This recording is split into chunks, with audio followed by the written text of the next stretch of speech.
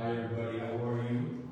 Thank you so much for coming out tonight. We really appreciate it. This is the first time we have ever done anything like this, so this is kind of an experiment. I'll just give you a little bit of background, and then I'm going to introduce our star tonight. I came to the library about 4 months ago. I was at LCCC for a long time, and one of the things that was really important to me is to provide a place for people to get reliable information.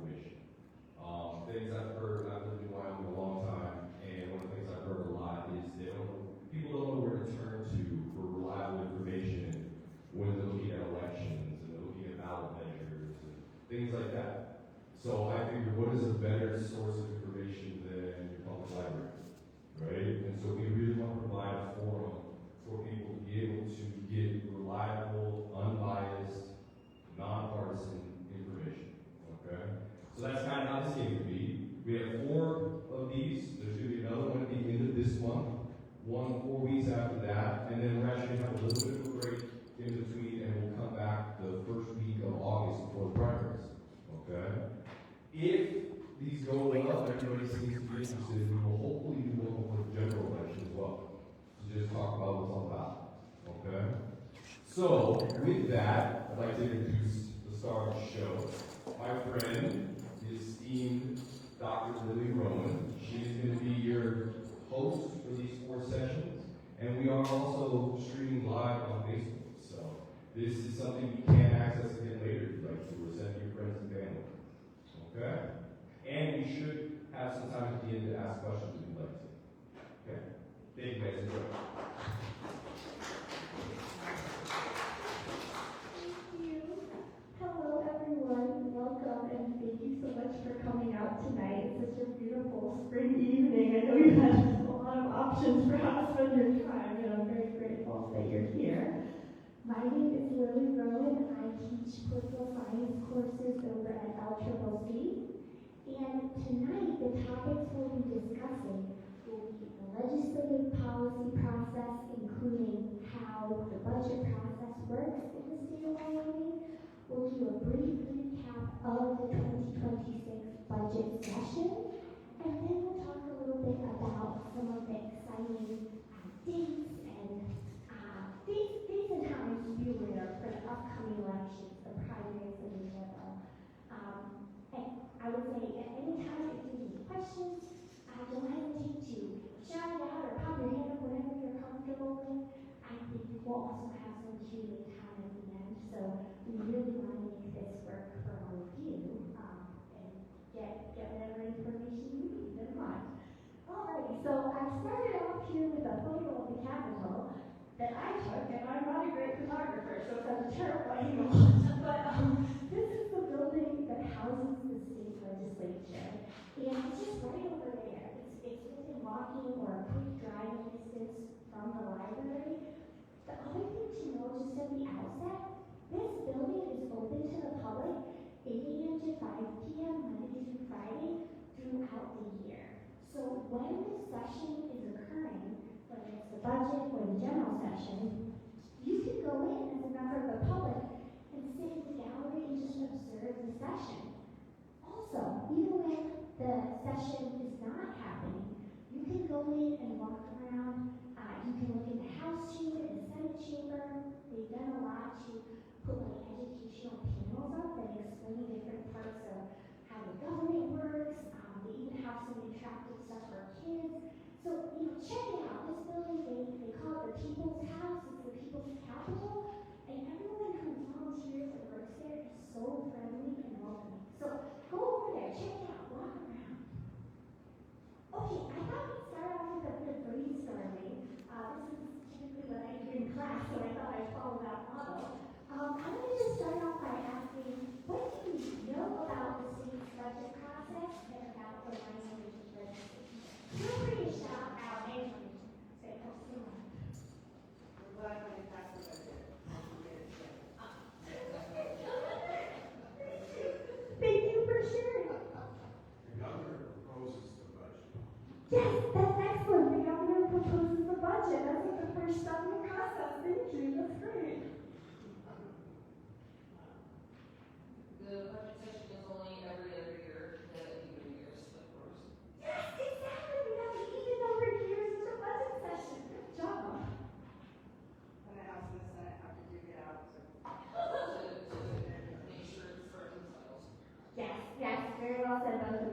they do have to duke it out in order to make sure it's reconciled. Sometimes that involves sitting in a conference room and talking, so maybe not as exciting as, but it's still politically neat. So this is great. You've got a knowledgeable group in the room. Anything else anyone wants to add? Stuff we know at the outset of buzzing around in our brains about these processes? Budget sessions, 20 working days, and regular sessions, 40 working days. Yes, excellent. Thank you. Thank you both. So we've got the budget session at 20 days, the general session at 40 days. Think about how fast that is for a second. So the Wyoming State Constitution mandates, it says the legislature can only meet 60 days every 2 years. That's how they decided to allot it, the 20 days, the 40 days. This means the legislators have to work very quickly under enormous time constraints. A lot of pressure, but also a lot of excitement. Yeah, thanks. Thanks to both of you. Okay, well, if you didn't have anything else as we're going, shout it out. So I thought we'd start with just a basic overview of the structure of this body. So in Wyoming, our state legislature is what we call a bicameral legislature. This just means that there are two houses. Does anyone know, or does anyone want to guess, which state in the country has only one house? Nebraska.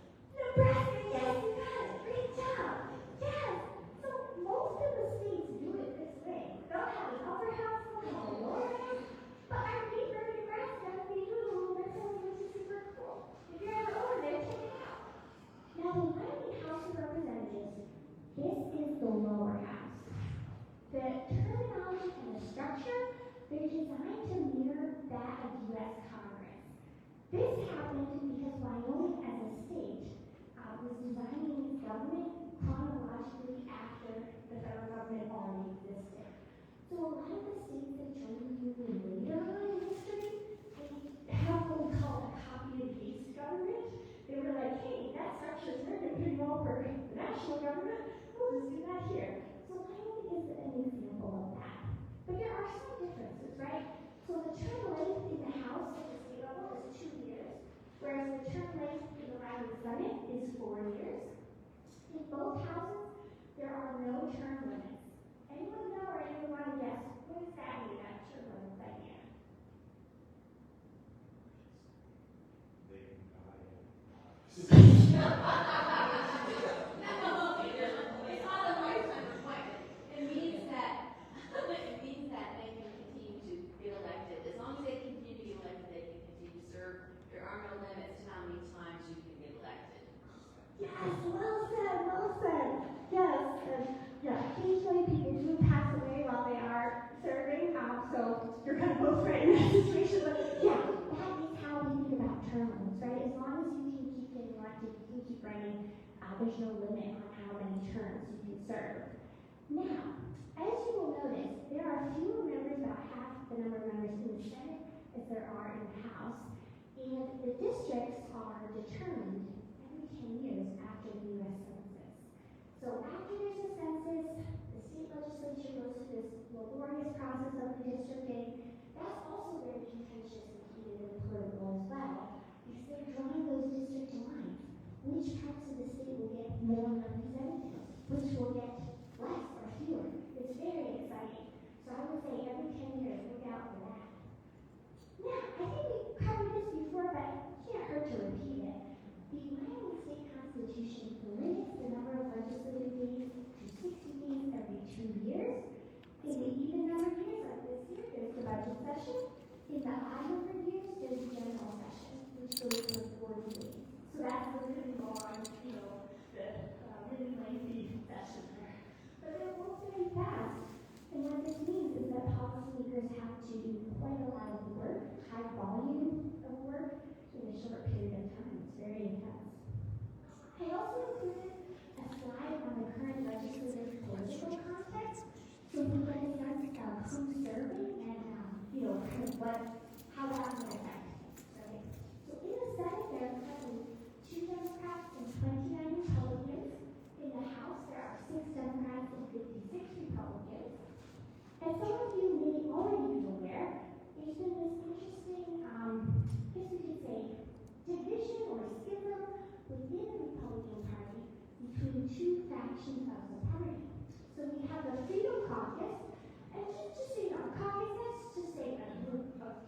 who are together in a political context.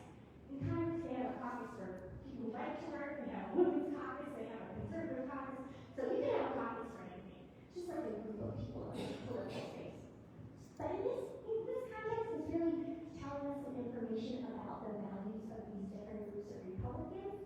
The Freedom Caucus Republicans are very far to the right politically, and then the Wyoming Caucus Republicans, they're more like the traditional Republicans. So we see that play out in the session, different values, different policy goals, all of that actually. Yeah. Do you have the numbers of how many are in Freedom and how many are in Wyoming? Oh, that's a great question. So the Freedom Caucus controls the House right now. They have the majority of seats. I don't have the number offhand, I'm so sorry. But I can look that up for you. They also... Oh, thank you. Oh. So some people will be associated with it, but it'll be on the webpage. So it's up in the air about how the official members are part of the Freedom Caucus. Interesting. And some of the representatives, even though they don't lead with the Freedom Caucus, vote with the Freedom Caucus, so they might as well be with the Freedom Caucus. All right, that's good to know. All right, so we have one to look at. Oh, yes. Oh, we had a great question from the front. How many seats do the Freedom Caucus Republicans hold in each house? Versus Wyoming Caucus. Versus the Wyoming Caucus. Thank you. Yes, and I should have gotten those numbers. That would have been super helpful. But they do, the Freedom Caucus Republicans do hold the majority of seats in the House, but not in the Senate, although we did have a couple of their people in Senate leadership positions. Looks like on the webpage, I only have about 15. Oh, okay, all right. Well, even that's valuable, just to know how people are identified, or if they're not identified, that they're still voting that way, or their political behavior indicates that. Yeah. There are sources other than that, the Freedom Caucus page, where you can get information about how people are voting and whether they're either officially part of Freedom Caucus or if they just align themselves in the way that they vote. So if they're like Freedom Caucus adjacent. So there are sources for that. One of them is Better Wyoming. We're gonna look. And they have accountability, we have accountability, information where you can see how they vote, how we're going to go in the session on certain topics like education, healthcare, and other things. Terrific. Thank you both. That's great. Yeah. Teaching. Yeah. If you're interested in that. Awesome. Oh, all right. I guess I did already move the slide. So what I thought I would do really quickly, just go through how a bill becomes a law in the Wyoming State Legislature. Some of you may already know this, so this will be like a quick review. But it's a laborious and intense process. And it was designed that way on purpose. The idea to deliberate, to debate, not to make policies too quickly or in a hasty way. So if you ever feel like, oh gosh, that's so many steps and stages for a bill to go through, that is very much how the process was designed. First, an idea for a bill has to come from somewhere. It could come from any of us in this room, a constituent. It could come from a state legislator. It could come from a lobbying group or a group of political activists. The idea for a bill can come from anywhere, but you do have to get a legislator in at least one of the houses to sponsor your bill. Then the bill has to be officially typed up and printed by the LSO, the Legislative Services Office staff. They make sure all the formatting is correct and you're presenting it in the official way to the chamber. Then the title of the bill is read aloud and it's assigned to a committee based on the subject matter. Now sometimes the committee assignments are very intuitive and obvious. An education bill goes to the education committee. A bill about agriculture goes to the agriculture committee. Other times, you see bills, they're like, oh, I wonder why that one's going to that committee. Typically, every committee has a description of their tasks, their goals. So sometimes it doesn't always seem intuitive, but there's a method behind that. Now, once it's in the committee, the bill can either be passed by the members of that committee. So these members are just legislators who are serving on that committee. The majority of them need to vote yes to get it out of the committee. They could also pass the bill with amendments, or they could return it to the body with recommendations, meaning like, we'll consider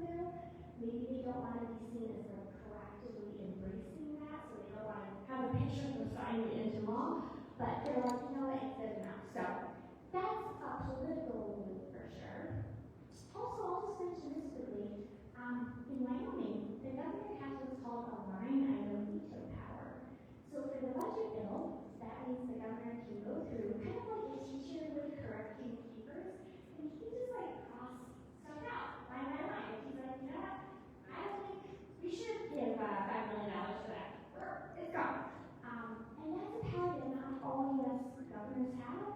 It's also a power that the president doesn't have. President had to remind you that the Supreme Court said, no, you can't do that anymore. Yeah. In terms of the line item veto, is it only regarding budgetary items or can it be policy items also? I can't remember. That's a great question. It's only budget items. Yes, yes. That's a great question. Oh, I didn't see the question though. Oh my gosh, I'm so sorry. Thomas told me before the study. Please repeat the question for case surprise, and I forgot that I was told. I'm so sorry. It was an excellent question. Does the governor, when they use the line item veto power, is it just for the budget or could that power be used for anything? And the answer is just for the budget. Or for appropriations, for the things that are related to appropriations. Great question. Okay, so how do you think the state of Wyoming's legislative policy process might be similar to or different from the one that is used in the U.S. Congress? And the second question to consider, if anyone in the room has ever lived in another state, and you've seen a different way of doing this process, let us know. Tell us about it.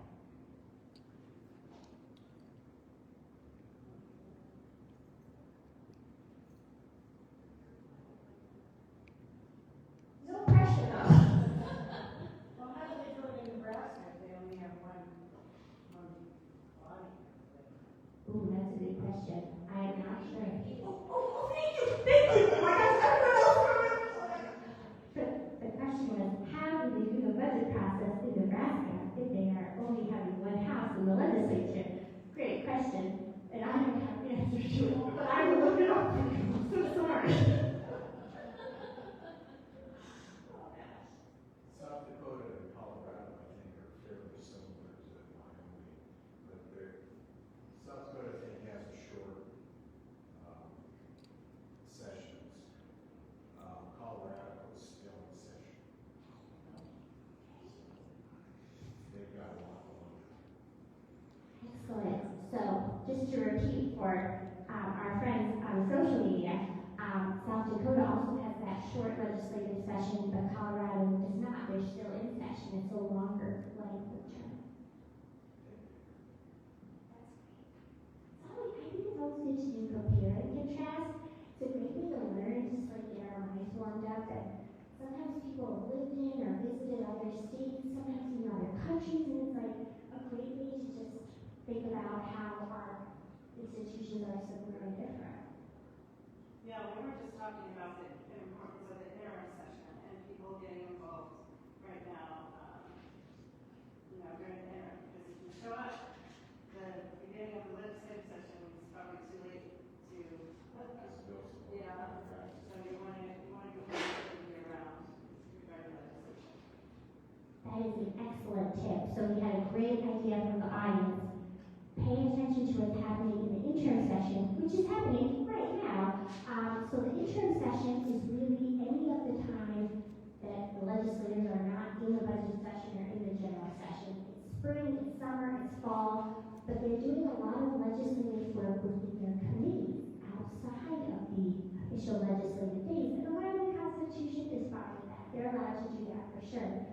But citizens, the public can have input during that time. If they're designing an education policy or, gosh, it could be anything, an agriculture policy, a transportation policy, and you feel like you have an opinion, a great way to do that is showing up during the interim. That's a great thing. Yeah.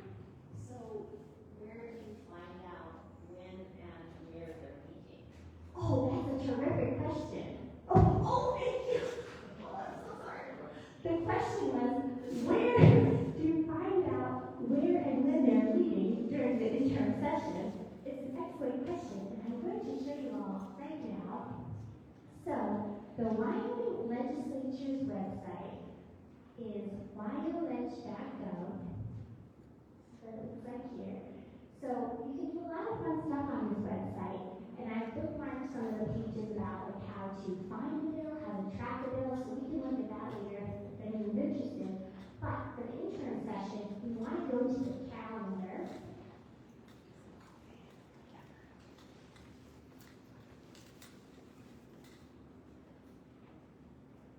Okay, so if we take a look at this calendar here, they're going to pull up all of the meetings that they know about so far. So if we look here, what this is telling us, for example, we've got a joint committee meeting of the Minerals Joint Committee. That's going to be at the end of the month. And they're giving us the time, the location.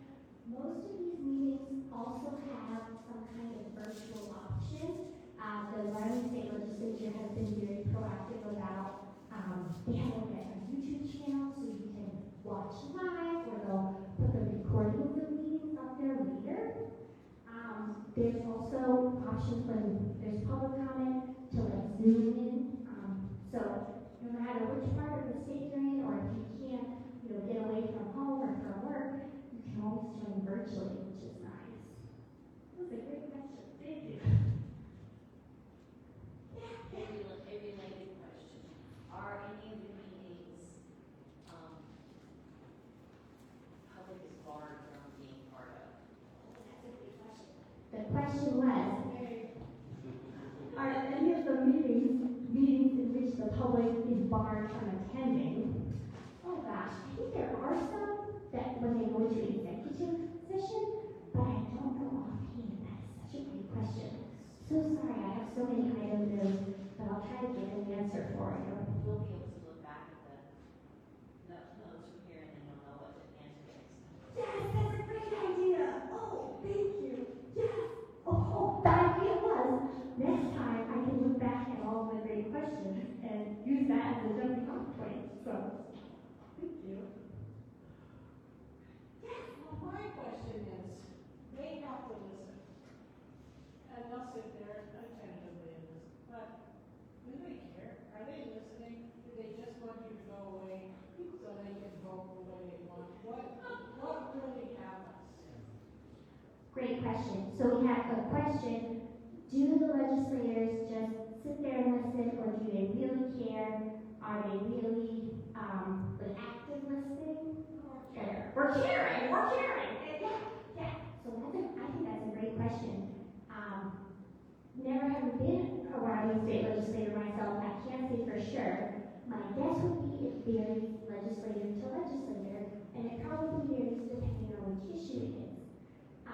And part of that is just human nature, right? Think about all your interests just as a person. Probably some topics will be a bit more on the edge of our seats about than others.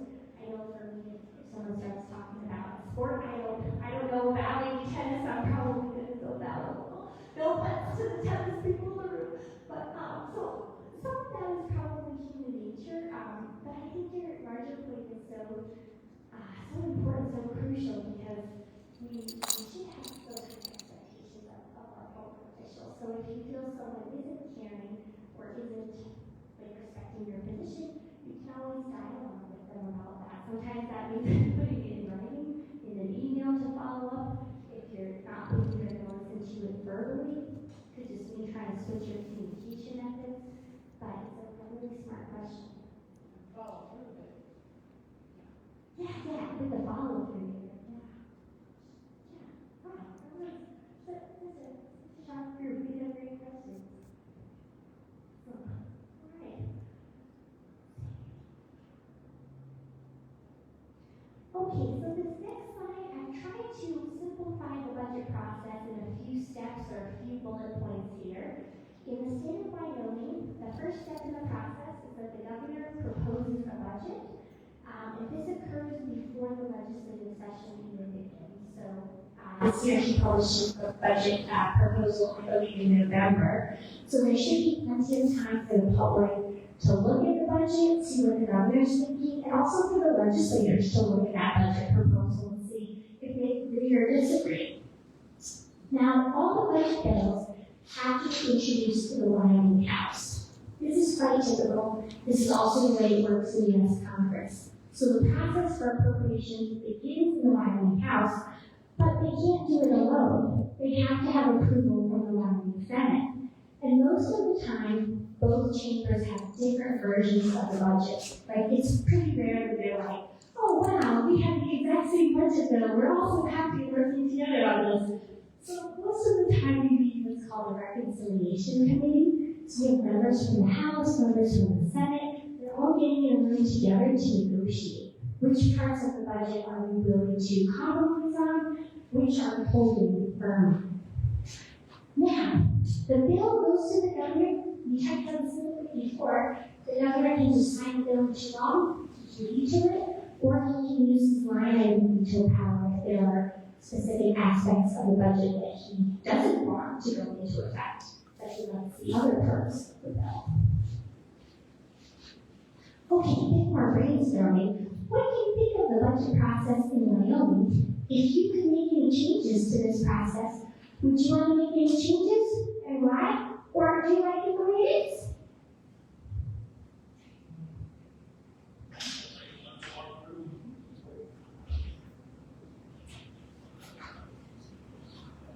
Can you talk about pros and cons of it? I mean, I don't know how to think about that. That's a great question. So we had a question, could I please share some pros and cons about the process? I think that's a great idea. Okay, so I think one of the factors to consider is the speed. So the budget session is so fast, right? It's 20 legislative days. I think this could be seen as either a pro or a con, depending on the situation. One of the positive things about this is that the legislators are going to be forced in a constrained period of time to come up with a budget that everyone will agree on. So perhaps the time pressure is a good thing, right? Think about, I know there are sometimes people who work well under pressure, people procrastinate, and we feel that works really well for them. They couldn't write that amazing paper if they had 2 weeks. They have to do it the night before to make it amazing, right? So there's that perspective.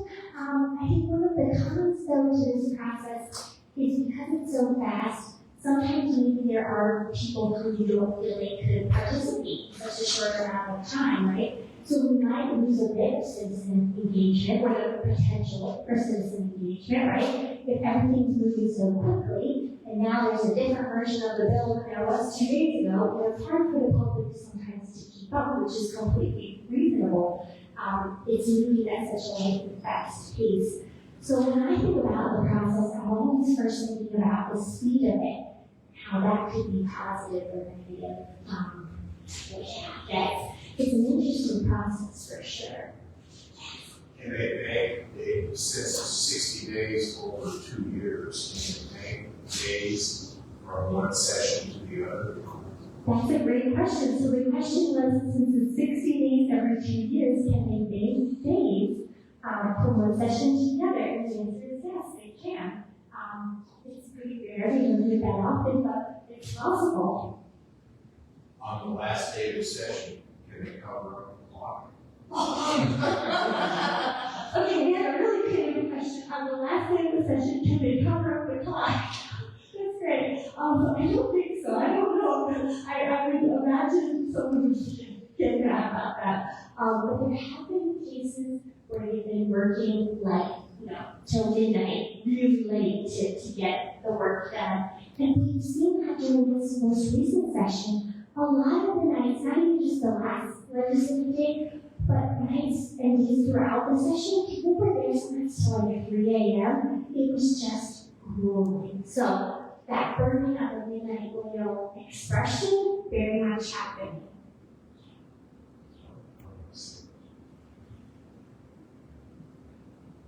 Did this legislative session not work as well because you had freshman legislators?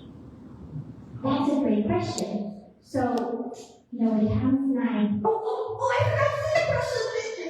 The question was, did the session not work as well because there were so many freshman legislators, 3 new people? And so I was just going to say, when Thomas and I discussed doing this, I was not going to share too much of my opinion, but I think what I could do is share what the governor thinks about it. So Governor Gordon has been very outspoken that he feels, yes, so many new legislators have slowed down the process. There's a lot of other observers, more veterans, even legislators, people who have been observing Wyoming politics and government for a long time who share that opinion. So I think it's a very valid opinion, and you can find lots of evidence to support it. questions? Okay, so we've got a bit of information. We're getting into the numbers now, but don't worry, I won't give too much math for people in the room who aren't writing math. I put myself in my group as well. So this 2026 budget bill that came out of the most recent budget session, that's going to fund the government from July 1st of this year to June 30th of 2028. That's a long time, right? So the decisions they make during the session, they really have to think years plural in advance, which is also a challenge, right? It's different in states where the budget cycle is every year. It's a little bit harder in this case. Now, the final budget bill that was passed by both houses, it ended up looking very similar to Governor Gordon's budget proposal that he put out in November of last year. At the beginning of the session, there was a lot of debate and discussion about what the session would look like. And the Freedom Caucus, which of course controlled the state food house, they were talking a lot about cutting things. So we're going to cut this, we're going to cut that. So I think a lot of people thought that the budget would look very different from Governor Gordon's budget proposal. But in the end, it ended up looking more similar than people I first thought it would. So the budget proposal he put out was about $11 billion. The final budget, as you can see, is about $10.1 billion. But a lot of the things that we thought might get cut, have their funding cut, or not. So up here on the screen, I've listed a few things that are included in the budget bill that will be funded for the next 2 years. But this is not an exhaustive list. This is just a few of the, I think these were the most discussed or debated ones, in particular with the local media. There were concerns about some of these getting cut, and they did not. The other one I didn't put up here, there was a big concern about the Department of Health, their budget getting cut. The Freedom Caucus even had a whole subcommittee dedicated to analyzing their expenses because they have the biggest budget of any of the state agencies. But their subcommittee concluded that they needed that money, they were using it appropriately, so they didn't get their budget cut. They got an increase, so there's that as well. The University of Wyoming, there was some press that they would be cutting their block grant. That's not end up happening, so they're getting funding in this session. The Wyoming Business Council, that was also kind of on the chopping block for a little bit, but that survived. They have funding technically for 2 years. After the first year of funding, I think they have to submit a budget proposal that has to be approved. So it's a little, it's not a straight deal, but it's still there. It's still there. Wyoming Public Media, there were threats to defund the whole enterprise of the whole project of Wyoming Public Media, but that did not occur. They received funding. Also, there was a big discussion and debate about state employee salary increases, and in the end, that did make it into the final version of the budget bill that the governor signed. So people who work for the state would get an increase in their salaries. The other thing I wanted to show you all, because again, this is not an exhaustive list, I'd like to show you a little bit about some of the other stuff that we can find in the budget. So the budget bill is huge. It's like hundreds of pages. It's not really a bill, so we are not going to make every page another section. But you can print it through the Wyoming Legislative website. And if you ever just want to go through and scan, I think it's a great way just to get a sense of all of the variety of things that the state government funds. Because some of it, you might not even know, oh my gosh, the state does that, or is doing that, that's pretty cool. So I just want to look through the budget now, even if it's a skim rather than a deep dive reading, to see all the different state agencies, all of the agriculture programs, education programs, so many things.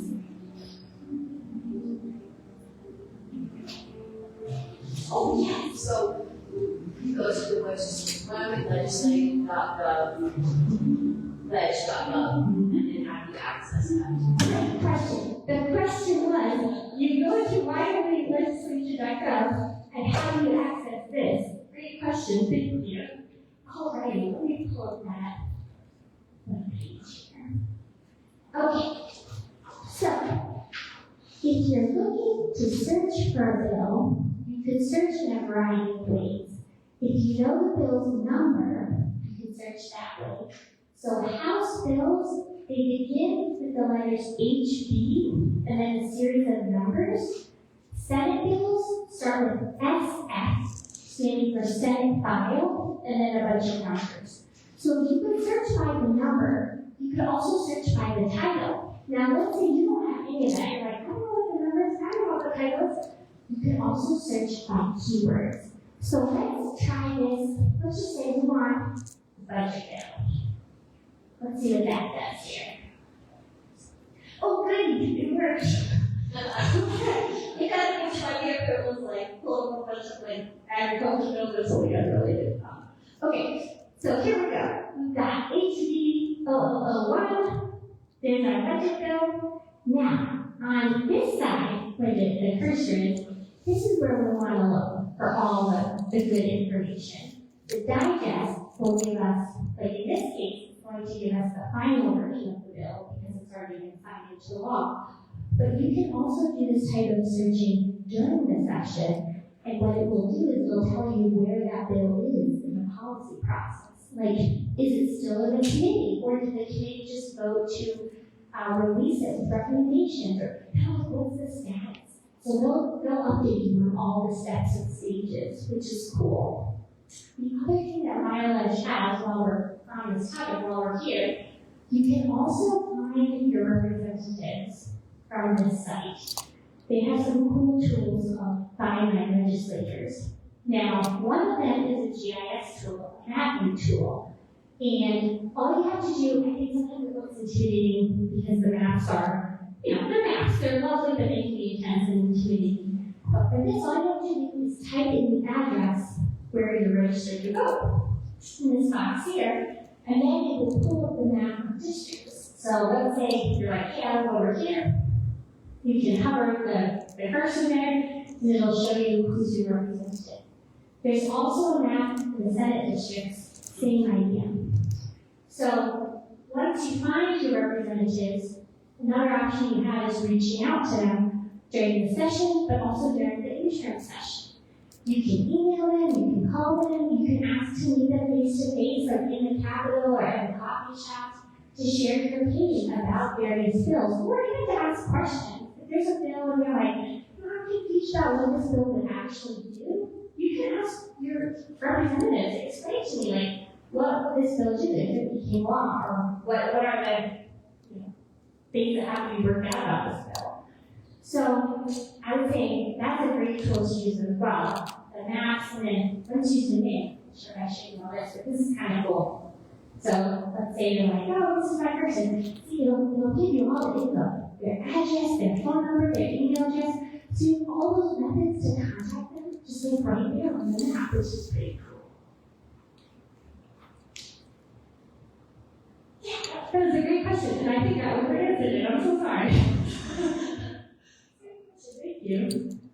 The other thing I'm going to show you all kind of while we're in this mode of bills here. So during the budget session, there were over 90 bills that turned into laws in addition to the budget bill. So the budget bill, of course, is like the most important bill during the budget session. But this session, there were also tons of other bills. It was just wild. So a great quick way to see which bills ended up becoming laws versus which did not make it, you can go to the governor's website. I can think of that as like a shortcut, particularly after the session is ended and after Governor Gordon has sent out his veto letters, done whatever he's going to do, make his decisions. Then you have this nice list, right? So here he's going to start off with all of the bills he signed into law. And see, most of them are just straight text, right? Just a straight black text. Now when we get to this one, there's a link here, right? So every once in a while, the governor will sign a bill into law, but he's not feeling great about it. There's something he doesn't like about it, and he wants a public record about that. So in that case, they're going to link you to a letter that the governor has written. So let's just click on this, just to see an example here. So the governor's going to write to the Speaker of the House, form a letter, and say like, hey, I signed this bill into law, but I still have reservations about this part of the bill or that part of the bill. And it's a little bit of a way to inform the leadership, the legislative leadership, but also the public election was that the governor was going through. So if you ever see a link like that when you're going through this list, that means there's a letter corresponding. If you click on it, you can see that. Now, if we scroll down and look, so many, there's just so many. We'll also see these with this public school public finance bill. The governor did not sign this bill into law, but he allowed it to become law without his signature. And he has a letter corresponding with that bill too, why he let it become law, or why he didn't sign it into law. So anytime you see those links with the letters, that's just that justification. It's questions thinking about that. And he also does veto letters, right? So you can always check that out if you're interested in seeing how the governor was responding. Because when you think about it, turning a bill into a law, of course, it's primarily the work of the legislature, but you can't do it without the governor. So it's really the executive and legislative branches working together. It's a shared powers situation. How are we doing? Thoughts, questions?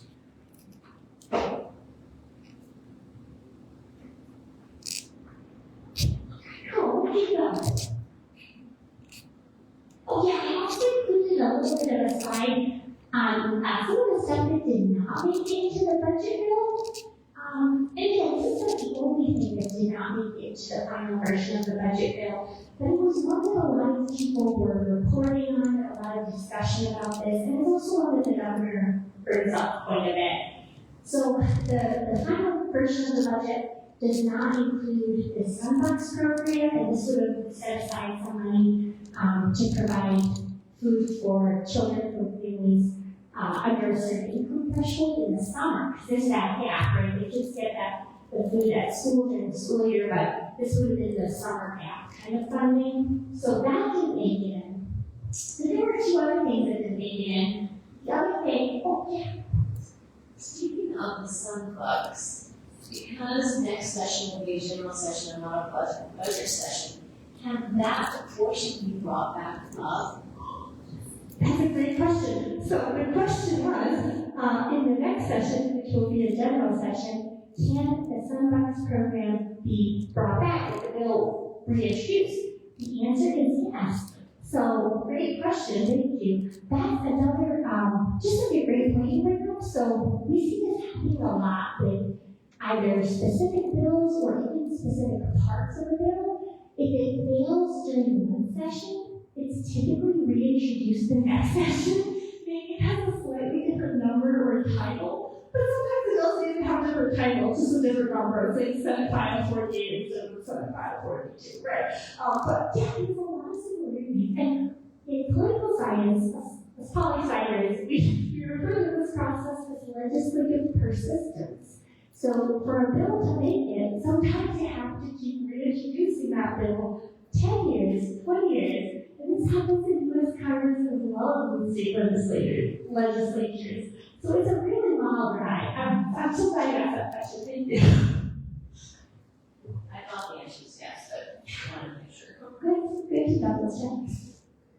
So I have a quick video to share with all of you. I'm not going to play this whole video. It's like a 26-minute long interview with Governor Gordon. We're not going to watch the whole thing. But something that he's going to mention in this video, something that I want to bring to the group to all of you. He's going to bring up some of the ways in which members of the public, citizens, were engaged during this legislative session. And I think it's valuable to think about citizen engagement. So we'll watch a little, then we'll take a pause and talk about it. The legislative session began. Many expect.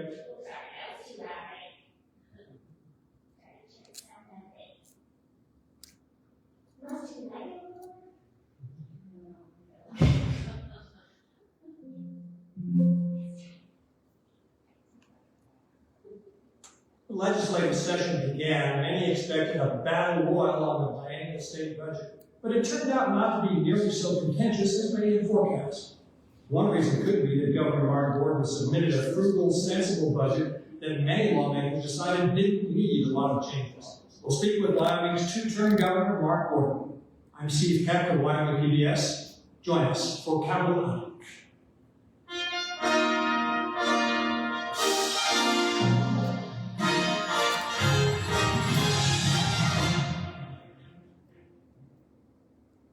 Welcome to Capitol Outlook and to Governor Mark Gordon. You're not a member of the legislature, but it can almost be said, I think, that you had a good legislative session. Would you agree?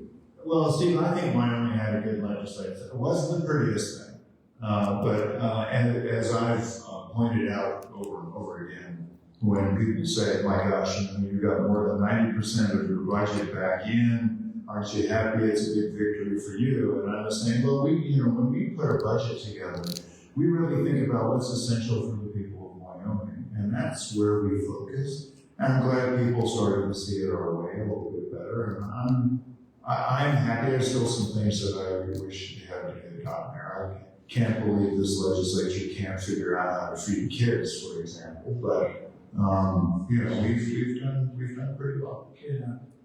Message announcing, I guess, the signing of the agreement to concurrence on the budget. You said it's a victory for Wyoming. What was won for the state? Well, I think what was won is that the people of Wyoming spoke up and said these are things that are important to us. The legislature really couldn't ignore that. And we went into this legislature with a lot of hyperbole about we're going to find waste, fraud, and abuse. And we came out of it saying, actually, we're pretty well run. When you look at our SNAP waiver fraud rate, it's less than 1%. And in the Department of Health, you had this whole DOGE committee that was going to dive deep and find all these savings, and they came away kind of going, no, pretty well run department. And so I think what was the victory was understanding that Wyoming is not a Florida, Wyoming is not a Minnesota, Wyoming is Wyoming. We're a transparent government, and we should be handling our own problems. And I think that message came through loud and clear to the legislature. We've had several members of the legislature on this show, and a couple. I'm going to pause it there, but if you would like to watch the rest of this, these videos are available on YouTube.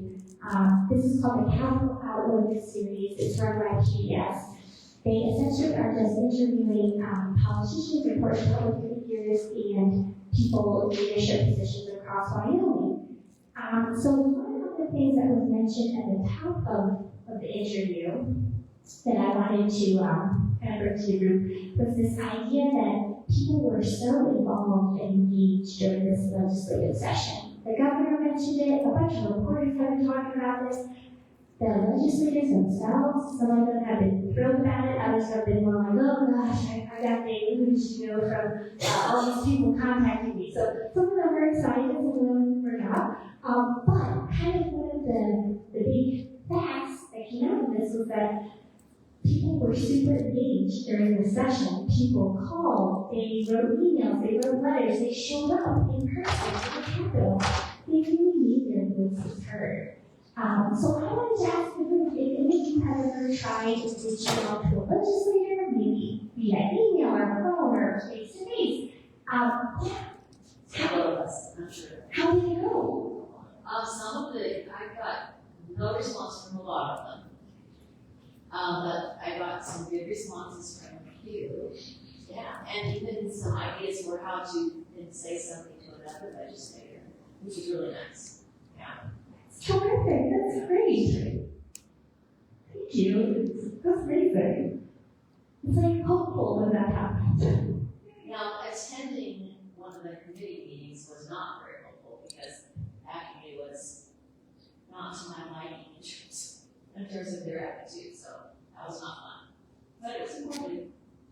Well, that's good. And I appreciate you sharing that because that is one of these parts of civic engagement that it's not always fun, right? Sometimes you're the speaker committee meeting and you feel angry or sad or frustrated or just like the whole range of emotions, right?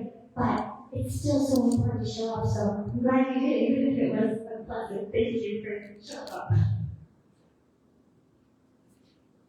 Anyone else tried this session or even in the past to reach out to a legislator or the governor or any of our professionals? I went to the Joint Appropriations. How did it go? It was was dominated by a few caucus. Hill Case was the only Wyoming caucus person. And it showed. Absolutely, thank you. Thanks for sharing. It's always interesting to see the political dynamics in the room.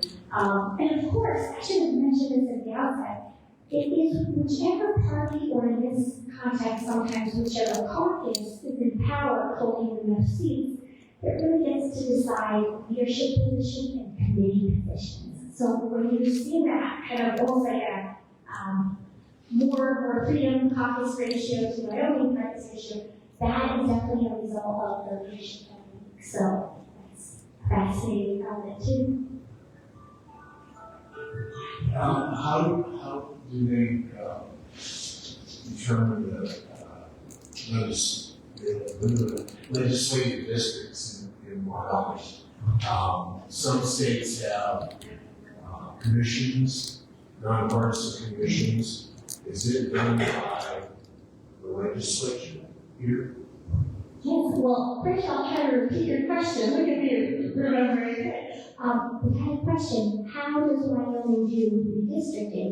Do they use the independent commission model, or is it the state legislature who is in charge of redistricting? And the answer is yes, it is the state legislature that's in charge of redistricting in this state. But I love that you brought up the other models, because every state gets to decide how they want to redistrict. So if people in Wyoming are feeling dissatisfied with that model, that's another way at which you could reach out to your legislators and express your dissatisfaction even with that process, because they actually have the power to change it. But I will say, kind of a basic run through, after the census, every 10 years, they get the information that they need to do the redistricting. But like this most recent redistricting, that didn't really happen until 2022. So I think, like, for example, in our textbook, in my classes, when we read about redistricting, it sounds so neat and easy. It's such a fast, quick, clean process, right? But it's not. In reality, it's messy. It takes a lot longer than we think it's going to take. It's just a really interesting and messy process. And it's often quite political, right? Because we're fighting for representation. In some states, it's different political parties trying to get a seat, more representation in this part of the state, that one. In Wyoming, because of the heavy lean towards the Republican Party, sometimes the party doesn't matter quite as much as the caucus, I would say. I hope that's a fair analysis in this state. But it's an interesting process, and that's another place where people get engaged. So as you're watching the redistricting process, if there's something happening that you either don't understand, or don't like, or you want more information about, you can definitely reach out to your legislators about that. Are there standards on how they form districts? In some states, they say they must be compact and contiguous. The district I'm in runs from northwest Cheyenne all the way around to the refineries. Seems like that's gerrymandered. Okay, we got a great question. I'm going to try to remember all the parts of the question. So what are the qualifications or criteria for a district in Wyoming? And then we also had an interesting observation about how some of the districts in the state might not be contiguous, they might look gerrymandered. That was a question, so I'm going to go through your verbiage on that one. So you're supposed to be doing it based on population, of course, that's the number one factor. But also, like you said, contiguous, they're also supposed to be keeping certain municipalities and like political entities together that would naturally go together, right?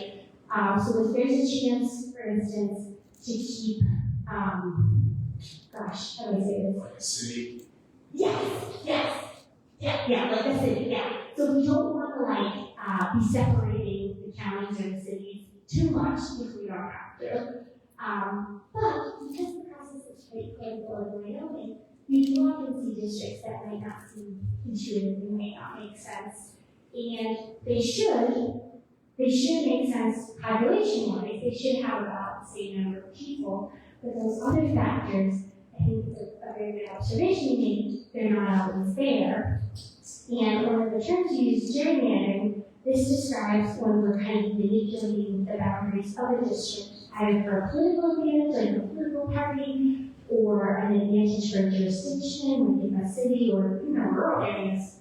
It's trying to kind of power grab and take representation there. So that is a common practice all around the country, including in Wyoming. Sadly, fun fact though, it comes from this guy in Massachusetts in the 1800s, and his name, his first name is Jerry, and the district that they created to help him win an election was in the shape of a salamander. So that's where the term gerrymander comes from. This is first name and part of the word for salamander. So that's a fun fact. All these years later, he was one of those guys who was involved in like the early days designing the national government and the framers. But yeah, we were still living with that. Great question. Sure.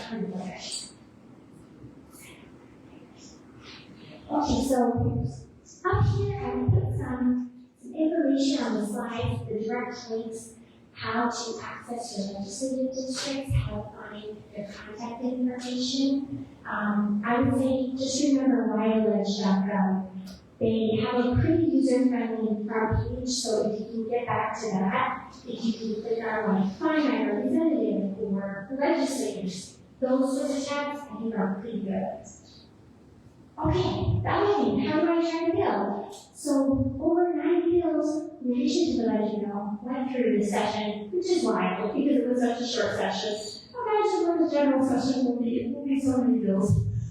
So anytime you want to track a bill, you can again go to Wyoming's bill searching function. You can search by title, by number, by keyword, even by subject. But if you heard a lot of news about an education bill, and the only word you remember is education, just type that in. You might have to go through a few search results, but you'll probably find the bill that you were looking for. Actually, that kind of brings me to one thing that I wanted to say volume. So in addition to the budget bill, which was so crucial, during this session, the legislature actually passed a public education spending bill, which was such a big deal. The Wyoming Constitution says they're supposed to pass education spending bills every 5 years, but they had not done this since 2010. And in 2022, the state actually challenged the court system because they had not been properly funding the public education system. So because of that court challenge and how that commission out the court system, the lawmakers did work very hard to pass a budget calibration bill. However, it's very controversial because they switched the whole way that education is funded. So it used to be kind of like a block grant model where you send money to the schools, they would use it with their own discretion on how they need to. Now they moved to what's called an instructional silo model, which is where the money can be set aside for teacher raises and increases, but they don't have a lot of flexibility for operational costs. So, for instance, if a school needs a new roof, right? Your roof is leaking. I don't know, maybe it's a super hot summer and they have no fans or air conditioning, things like that. They would be able to choose some, but they can't send it out to teachers. So that was a very, I think, important bill, kind of regardless of your opinions or how you feel about it. It's nice to watch just because so many of us are affected by education. If you have kids or nieces and nephews or gosh, you're just a citizen who likes being around citizens who have good education. It's so important. So that was a big bill that was not the budget bill. It was in addition to that came through. But there were so many important bills this session. That was just one example off the top of my head. But if you go through and look, yes, that's the scope. So many different policy issues were considered. Okay, so thinking about what's coming up next, what's happening next, I think it's worth reiterating that the insurance session is on. So yeah, let's participate in that. If there's policies that are being discussed in that session, the insurance session, make your voice heard, right? The primary election is going to be August 18th. Now, if you're already a registered voter, but you want to change your voter registration, your party ID, you have to do it by May 13th. However, if you have never registered to vote before, you're a completely new voter in Wyoming, you can register up to and even on election day. So that's pretty great for access to the ballot, right? Now, Wyoming is what we call a voter ID state. So what that means is that you have to bring certain types of voter ID in order to register to vote. And on our handout, on our table back there, I included a list of the types of ID that the state will accept. So I would say, if you have any questions about that, take that handout, you can even carry it around with you. Find one of those forms of ID when you're registering. Then we're going to have a general election in November. That's another exciting one to watch. But really, we won't know what the November ballot will look like until the primary ballot and that election results, right? So Wyoming is a closed primary state, meaning that only people who are registered with a particular political party can participate in that party's primary. So if you're independent, non-affiliated, you don't get to participate in the primary as such, but you might get a ballot that has some local issues on it. So a lot of the nonpartisan things like city council, town council, there's a county issue on the ballot. So I would say independent and nonpartisan voters, there's still stuff about it in the primaries, but sometimes there isn't. Every primary differs. Another thing I want to share with all of you. So the candidates can register to be on the ballot up until May 29th. So if you keep an ear and an eye out on the news, now and through April through May, we're going to hear about a lot of people who are saying, I'm running for the U.S. House seat, or I'm running for governor, I'm running for this, I'm running for that. All of that has to be decided by the end of May. They have to get their paperwork in, they have to get their $100 ballot in. They got to close the book on that. So once we get into June, or really the end of May, we'll know more information, specific information about who will be on the ballot. So that's another kind of catalyst to keep in mind. Okay, I also had another slide with where you can find reliable information. These are some of my favorite sources because they're nonpartisan and nonprofit. The nonpartisan is just meaning that they're not affiliated with a particular political party, they're not funded by a political party. And the nonprofit is exactly what it sounds like. They do not make a practice of reporting the news. The other thing that I'm just drawing your attention to, always interesting to watch the state of the state and the state of the judiciary.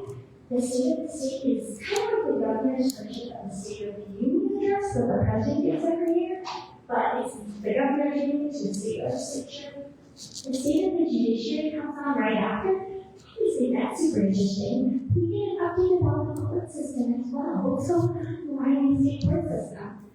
So that's a really great way to hear directly from the people in those branches of government, like what their priorities are, what they're watching, what they're thinking about, gives us a sense of where things are going. Also, this link here is the Wyoming Legislature's YouTube channel.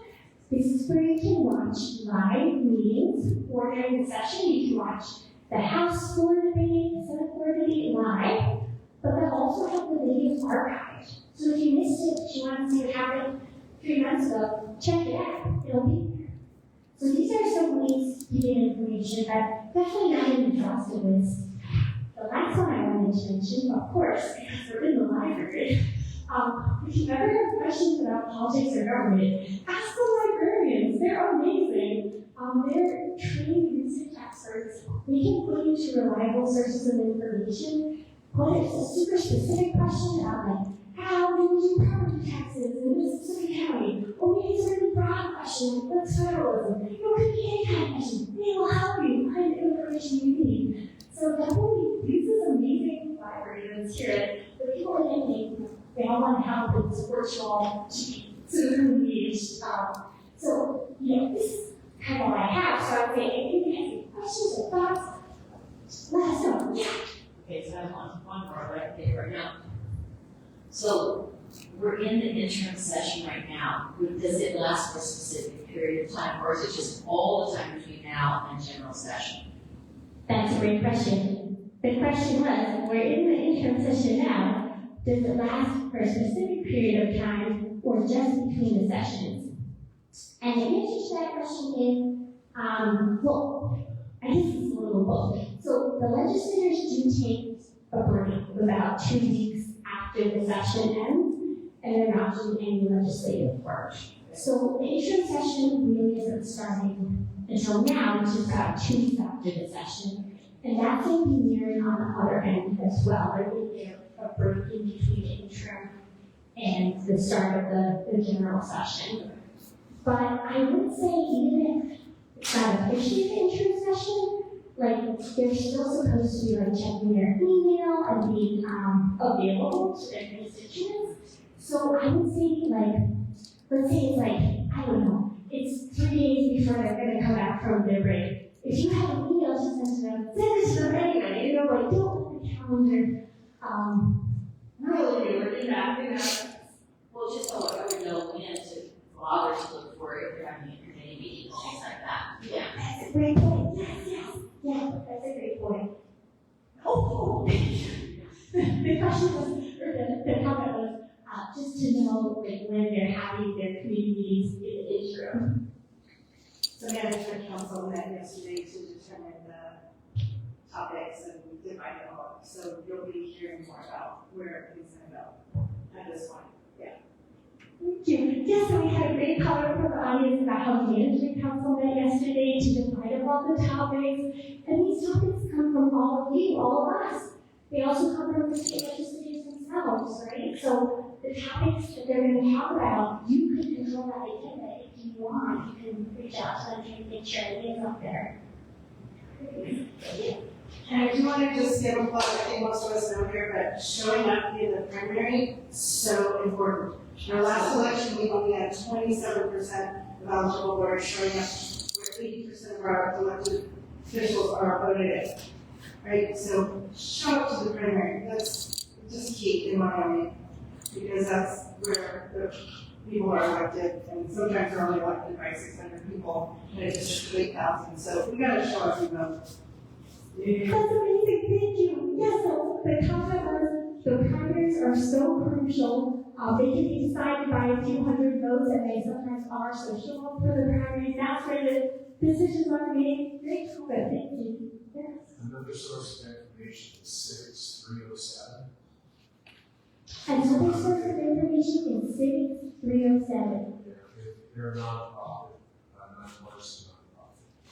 That's terrific, thank you. Another nonpartisan nonprofit source of information. That's great. Yeah, I see another thing out over here.